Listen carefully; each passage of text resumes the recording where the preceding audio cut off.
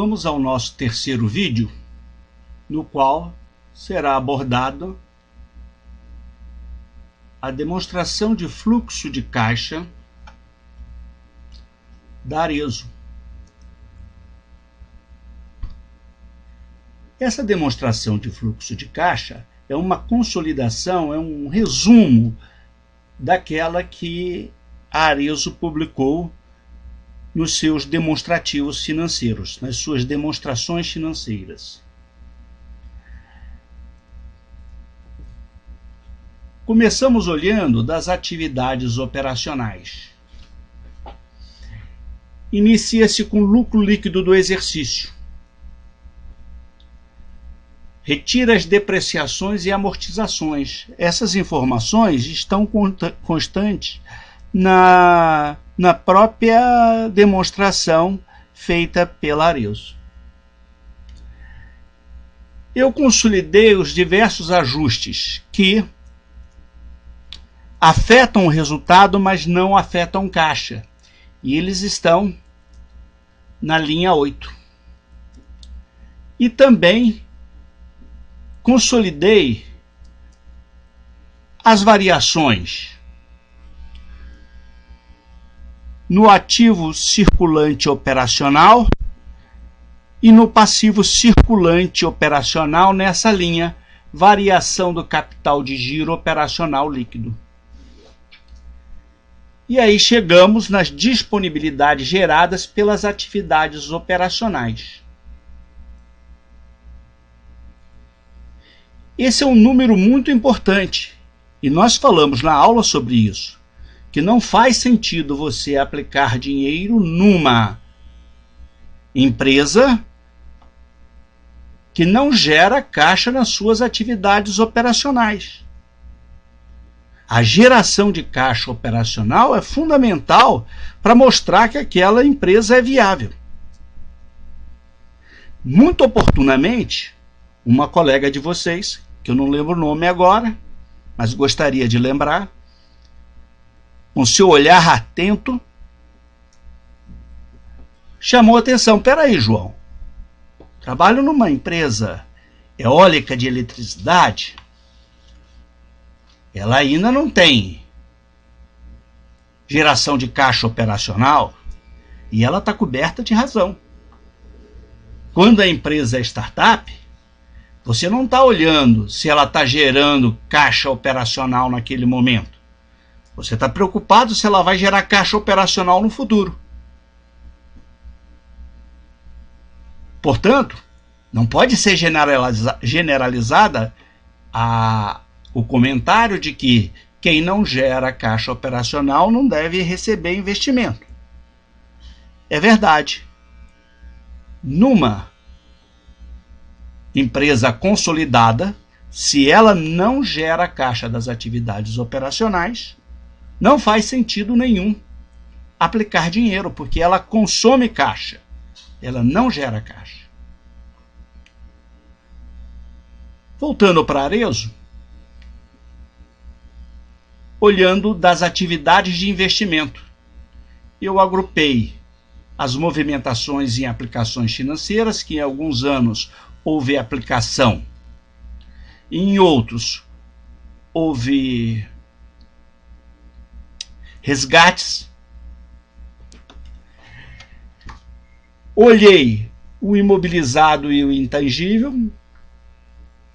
Em todos os anos houve investimento imobilizado e tangível. E vejo que as atividades de investimento consumiram caixa ao longo do tempo, exceto em 2018, no qual o volume de resgate de aplicações financeiras foi bastante considerável, invertendo essa situação de consumo de caixa. Olhando as atividades de financiamento, eu ordenei da seguinte forma. Em primeiro lugar, eu coloquei as atividades ligadas com os acionistas. Depois eu coloquei as atividades ligadas com os financiadores, com os bancos. Só para a gente entender melhor o papel do financiador, de quem presta empréstimos e financiamentos. Então, essa empresa pagou juros sobre capital próprio ao longo do tempo. Esse pagamento de juros e capital próprio foi compatível com as disponibilidades geradas pelas atividades operacionais.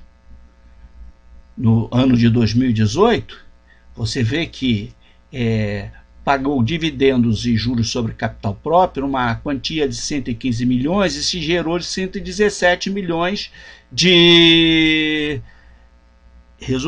disponibilidades operacionais. Por isso que forçou para que as aplicações financeiras fossem resgatadas, né?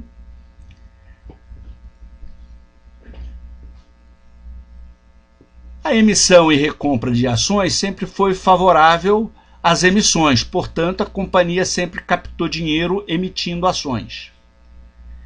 E, por fim, nos financiamentos, tiveram anos que foram pagos financiamentos, 2016, 2018.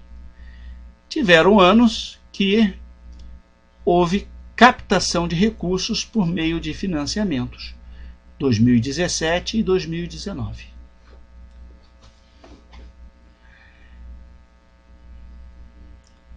Vemos então que as atividades de financiamento consumiram caixa, basicamente porque foram pagos bastante dividendos e juros sobre capital próprio.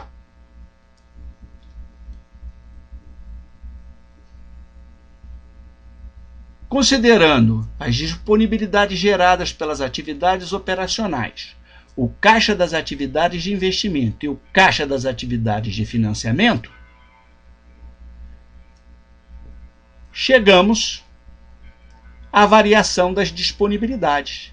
E essa variação das disponibilidades batem com as variações apontadas pela análise do caixa e equivalentes caixa inicial e final. Cabe observar que a Arezzo tem caixa em moeda estrangeira, e esse caixa não é registrado em moeda estrangeira, é registrado em reais, moeda nacional. Portanto, ele está sujeito ao efeito da variação cambial. E esse efeito da variação cambial foi adicionado na linha 28, conforme detalhado na demonstração de fluxo de caixa publicada pela própria Arezzo, de tal forma que a gente pudesse conciliar a variação demonstrada no balanço com a variação demonstrada pelo DFC.